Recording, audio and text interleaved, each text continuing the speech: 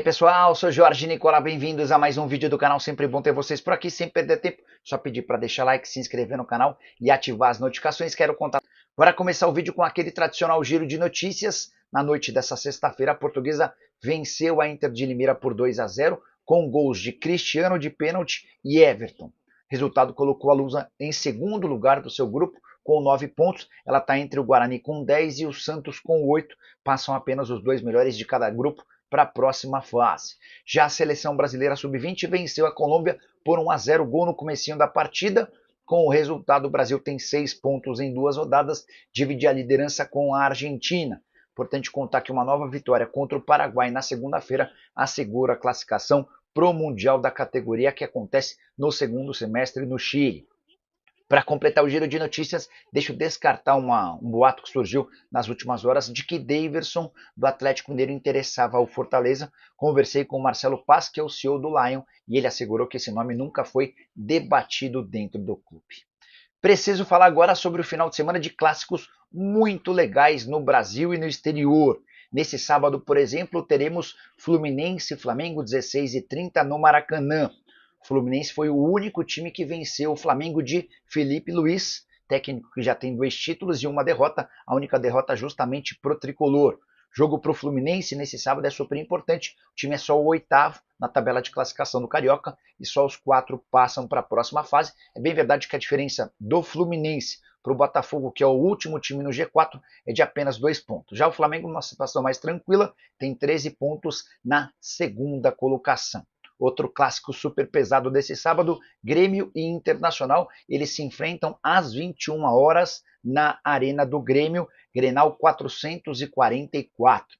Importante contar que os dois times lideram seus grupos, mas o Inter tenta acabar, ou melhor, o Grêmio tenta acabar com um jejum incômodo. O Inter venceu os últimos 4 Grenais. Nesse sábado também temos Fortaleza e Ceará, clássico dos times 100% no Campeonato Cearense. O jogo está marcado para 16h30. Ceará não perde há 5 jogos do Fortaleza. Tem esse tabuzinho entre os times. No futebol internacional, Real Madrid e Atlético de Madrid. Confronto marcado para 17 horas. Jogo do líder do Campeonato Espanhol, Real Madrid com 49 pontos. Contra o vice-líder, o Atlético aparece com 48. No domingo ainda temos Cruzeiro e Atlético Mineiro no Campeonato Mineiro, além de Ponte Preta e Guarani, jogo marcado por Moisés Lucarelli pelo Paulistão. Hora de falar sobre o Atlético Mineiro e a chance de mais um bilionário ter ações do clube. Tem pipocado nas últimas horas a notícia de que Jorge Paulo Lemann negocia a compra de parte das ações de Rubens Menin, que é construtor, dono da Arena MRV e dono de uma fortuna estimada em 10 bilhões de reais. Mas, na comparação com o Jorge Paulo Lemann, dá para dizer que o Menin é pobre. Em 2019, a revista Forbes chegou a colocar o Lemann como o segundo homem mais rico do Brasil, uma fortuna estimada na oportunidade em quase 23 bilhões de dólares, o que faz toda a diferença. Os rumores aumentaram sobre a possibilidade de o Lemann fazer parte do grupo de acionistas do Atlético depois da saída de Sérgio Coelho, presidente do clube. Essa saída foi anunciada nesta sexta-feira. O Menin tem 41,8% das ações da SAF do Galo e o clube busca investidores e parceiros para que possa diminuir suas dívidas, hoje avaliadas em 1 bilhão e 400 milhões, e ter também dinheiro para investimento na melhoria do time. Preciso te falar agora sobre a chance de Soteldo deixar o Santos. Mais uma especulação, agora internacional. Lá na Argentina, estão garantindo que o River Plate sondou a situação de Soteldo no Peixe. Santos já teve mais vontade de vender o Soteldo, especialmente com a chegada do Neymar. A ideia é melhorar o time, até por isso a venda ou o empréstimo do Soteldo parecem hoje menos plausíveis, a menos que surja uma proposta estratosférica. A melhor oferta que o Santos teve nessa janela de transferências pelo Soteldo foi do Atlético Mineiro, proposta de 5 milhões de euros, além da cessão por empréstimo de 2 jogadores. Na oportunidade, o presidente Marcelo Teixeira disse não. Não estou botando muita fé de que o River Plate possa fazer uma proposta muito melhor do que essa, apesar de fazer a ressalva de que os clubes argentinos estão gastando para essa janela de 2025 como nunca antes haviam feito. Só para completar, com a presença do Neymar. Eu até achei que poderia haver uma disputa por posição, mas está muito claro que o Neymar vai jogar como meio atacante no Santos, o que permite ao técnico Pedro Caixinha que escalhe o Neymar, o Soteldo de um lado e o Guilherme do outro. Santos que também contratou Gabriel Veron e segue no mercado em busca de reforços. O Thiago Maia é mais uma possibilidade, volante que foi formado no Santos, tem boa relação com o Neymar dos tempos de seleção. O Peixe voltou a tratar com o Internacional sobre a possibilidade de compra desse jogador. Hora de falar sobre a prioridade de reforços no Flamengo. O rubro-negro chegou a uma conclusão. Depois de uma série de reuniões, José Boto, diretor esportivo, e Felipe Luiz, o técnico, estão em busca de um ponta armador. Deixa eu te explicar o contexto dessa história. Na avaliação dos homens do futebol, hoje o Flamengo está muito bem servido em pontas de velocidade. Bruno Henrique, Michael, Gonzalo Plata, Luiz Araújo e Cebolinha, todos com a mesma característica, da velocidade, do drible, sempre em direção ao gol. Mas, na avaliação da dupla, falta aquele ponta armador. Vou citar um exemplo típico para que o torcedor do Flamengo entenda do que se trata. Everton Ribeiro. Ele nunca foi um ponta velocista, mas era um cara que jogava aberto pela direita, trazia a bola para dentro para armar o jogo. E a avaliação do Boto e do Felipe Luiz é de que hoje falta um jogador com essa característica no elenco do Flamengo. Não é uma operação fácil, nem barata. Pontas armadores costumam custar bastante dinheiro, mas o Flamengo aos pouquinhos tem ganhado um pouco mais de tranquilidade no fluxo de caixa, especialmente com transferências. Só para completar o noticiário do Flamengo, vale o registro de que nesse sábado completa-se 6 anos da tragédia no Ninho do Urubu, quando 10 atletas mirins, jovens, da base do Flamengo acabaram falecendo por conta de um incêndio. Até hoje, ninguém foi culpado pela polícia ou pela justiça. Preciso te contar agora sobre o interesse do Fluminense em Jonathan Calleri, o atacante do São Paulo, que já foi alvo de Boca Juniors, River Plate, entre outros, teria sido um pedido de Mano Menezes, pelo menos é o que garante o jornalista Paulo Brito, que cobre o Fluminense. Havia avaliação dentro do tricolor das Laranjeiras que contratar o Calleri talvez fosse mais barato do que o Rony, um enorme equívoco. Isso porque o Rony ganha hoje R$1.050.000 por mês no Palmeiras, o Calleri já parte de R$1.300.000 mensais no São Paulo. O Calleri já havia dito diversas vezes que não jogaria em outro clube brasileiro que não São Paulo.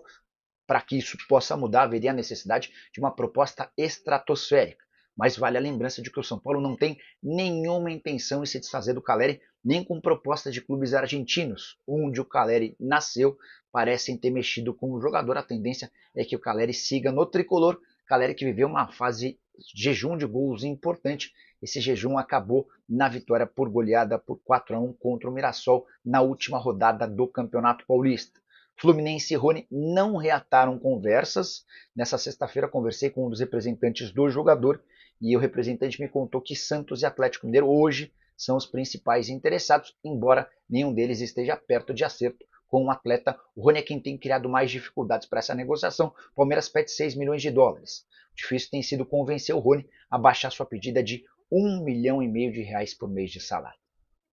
Hora de falar sobre o São Paulo. O técnico Luiz Zubeldia segue insistindo nos bastidores, nas reuniões com os dirigentes do São Paulo, para a contratação de mais um ponta.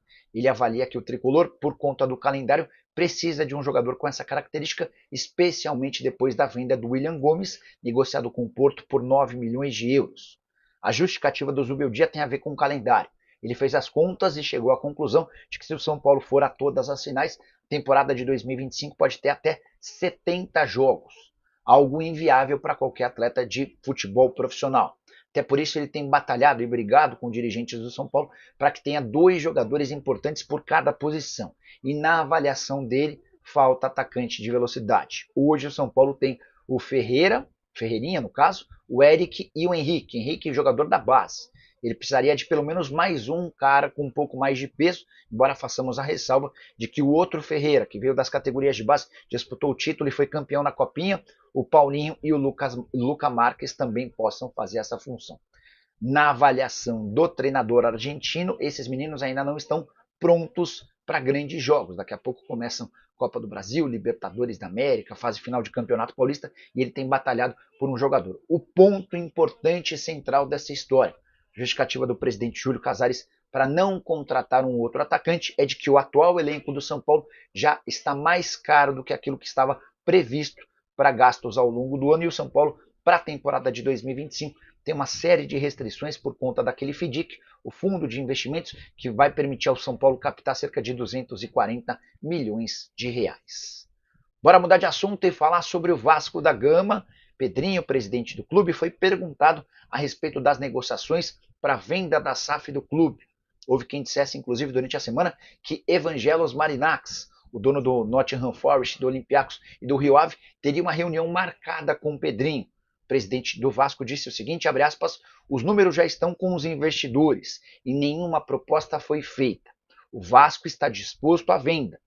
E é isso que eu desejo e quero, mas não depende de mim, depende dos investidores. E nenhum fez proposta até agora. Tenho a responsabilidade enorme de encontrar uma empresa séria para não acontecer o que aconteceu, disse o Pedrinho, se referindo a 777, que adquiriu os direitos da SAF do Vasco, mas abandonou o clube. Pedrinho também foi perguntado sobre reforços e a dificuldade Cruz Maltina em contratar atacantes. Ele ainda foi argumentado sobre o Rony e respondeu, abre aspas, a gente tem interesse e conversa há bastante tempo, mas é uma negociação difícil e vocês sabem os valores. Só para completar, o Pedrinho ainda foi questionado em relação ao Bruma, atacante que estava muito perto de virar reforço do Vasco, mas se acertou com o Benfica, abre aspas para o Pedrinho, muitos nem conheciam o jogador quando começamos a negociar e estava tudo certo, só faltava a assinatura do atleta. Foi quando o empresário parou de responder para a gente. Eu fiz pressão e fui avisado pelo empresário no último dia de que ele havia aceitado uma oferta do Benfica. Fecha aspas. E você, torcedor vascaíno, que está achando do time e também da dificuldade na busca por reforços, já usa o espaço para comentário e registra a sua opinião. Beleza? Bora falar agora sobre a bomba do sábado. Veio da Arábia Saudita a notícia de que Roberto Firmino foi excluído da lista de atletas inscritos pelo Al-Ahly no campeonato saudita. Movimento parecido ao que o Al-Hilal fez algum tempo atrás com o Neymar. A diferença é que o Neymar voltava de contusão e precisaria ser inscrito para ter condição de jogar no campeonato nacional. Por decisão do Jorge Jesus e dos dirigentes do Al-Hilal, o Neymar não foi inscrito, o que tornou a permanência dele por lá bastante complicada. Firmino vinha jogando, titular absoluto, segundo artilheiro do time, um dos caras que mais atuaram, disputaram minutos na temporada. E ele foi excluído da lista de inscritos para que Galeno, atacante brasileiro, comprado do Porto na semana passada por 50 milhões de euros, pudesse ser inscrito. Essa é uma decisão, para mim, muito clara, que reforça a ideia do Al-Ahly de negociar Roberto Firmino. Curiosidade é que ao longo da semana, o André Hernan, jornalista que cobre o futebol, já havia garantido que o Firmino ficaria na Arábia Saudita pelo menos até a metade do ano.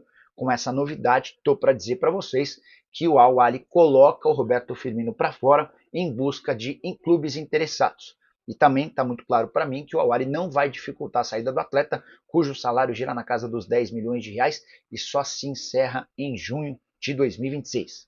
Firmino ganha 10 milhões de reais por mês, tá? Só para completar e para você entender um pouquinho dessa decisão de exclusão do Firmino do Campeonato Nacional. O Al-Ahly tem, nesse momento, mais 16 jogos marcados. Um na Champions Asiática, onde o Firmino pode jogar, e outros 15 pelo campeonato local. Então, Firmino tem assegurado somente mais um jogo. Essa partida está marcada para 17 de fevereiro e é a última rodada da fase de grupos. Para a sorte do Firmino, o time dele é líder do grupo, ao lado do Al-Hilal. Ambos têm 19 pontos e passarão para a próxima fase. Então, o Firmino vai ter pelo menos mais 3 partidas garantidas, esse jogo da Champions, que encerra a fase de grupos, além do primeiro mata-mata. E ainda sem definição de adversário, se sabe é que o Al-Ahly estará na próxima fase por conta da boa campanha. Será que vale a pena manter o Roberto Firmino até a metade do ano para apenas 3 jogos garantidos? Para mim está muito claro que não. Corinthians e Palmeiras são 2 dos principais interessados. O Palmeiras, por necessidade, o Verdão busca desde o ano passado um centroavante e o Roberto Firmino, com seus 33 anos de idade e currículo extremamente vencedor, é um alvo em potencial. O Palmeiras promete, inclusive, fazer um esforço para tentar pagar a ele o maior salário já praticado no Verdão, Esse status até então era de Dudu, que ganhava 2 milhões e 100 mil reais mensais. Já o Corinthians não tem e nem procura um centroavante, mas a relação afetiva do Firmino com o Corinthians pode colocar o timão na parada. Só para lembrar que Roberto Firmino já declarou algumas vezes ser torcedor do Corinthians na infância e que tem esse sonho, esse desejo de jogar no time do coração. Você, torcedor corintiano, do Palmeiras, de outro clube, gostaria de Roberto Firmino defendendo o seu time? Já usa o espaço para comentário. Só não esquece de deixar like, de se inscrever no canal. A gente se encontra mais tarde com outras notícias. Tchau! Seja bem-vindo ao canal de notícias do Botafogo. Fique por dentro de tudo sobre o Glorioso e não se esqueça de se inscrever para não perder nenhuma novidade. Vamos direto ao que interessa. O mercado da bola está pegando fogo, e um dos nomes mais quentes do momento é o do lateral direito, Wesley, do Flamengo. O jovem defensor tem chamado atenção com atuações sólidas e agora vê seu nome envolvido em uma disputa milionária.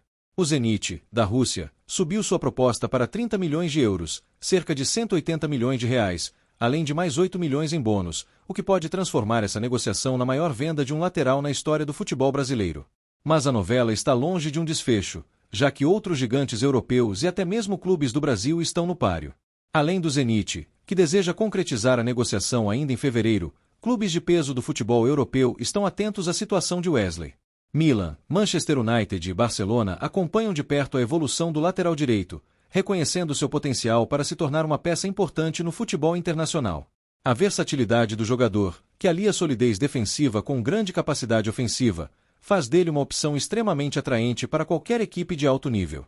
E não há dúvidas de que, quanto mais o tempo passa, maior fica a disputa por sua contratação, o que pode tornar esse negócio ainda mais inflacionado. A temporada de 2024 foi um divisor de águas para Wesley. Ele não apenas se firmou como titular absoluto do Flamengo, mas também chamou atenção por sua maturidade em campo, mesmo sendo ainda jovem. Seu estilo de jogo, que mistura explosão física, habilidade no drible e precisão nos cruzamentos, faz dele um lateral moderno, no perfil que os grandes clubes europeus buscam. Além disso, sua capacidade de recomposição defensiva tem sido um diferencial, algo que pode ser determinante para um futuro na elite do futebol mundial.